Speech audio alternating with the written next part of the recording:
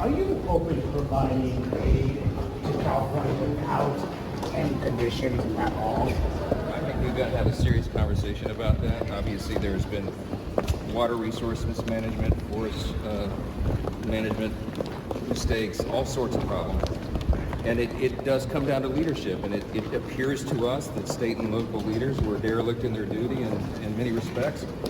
So that's something that has to be factored in. I think there should probably be conditions on that aid. That's my personal view. We'll see what the consensus is. I haven't had a chance to socialize that with any of the members over the weekend because we've all been very busy, but it'll be part of the discussion for sure. So here are the games that are going to be played for the next 4 years. Anytime a quote unquote Democrat state needs some kind of aid or funding, they're going to tie conditions to it. And I'm not sure what those conditions are, but when you talk to a guy like Mike Johnson, who's from the state of Louisiana, who had to deal with Hurricane Katrina, they will not put stipulations on the state of Louisiana to clear up that shoreline, to make sure that Louisiana doesn't suffer a catastrophic hurricane like it did in 2005. They won't do that to Florida to say, hey, strengthen your homes. We're going to put conditions on the aid to Florida. So the next time you have a hurricane and houses blow over, there are going to be conditions tied to the aid in which we provide. They won't do that to Republican states.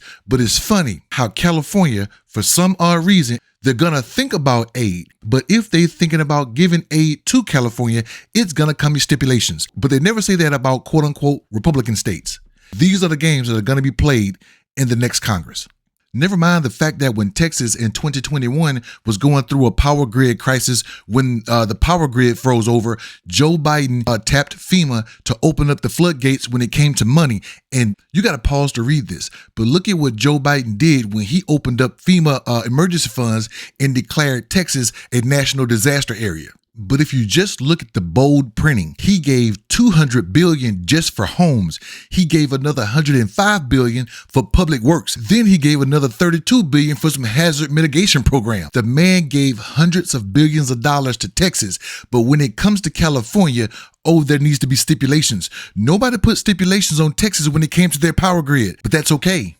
That's okay. Keep that same energy whenever the tables turn. What do you think?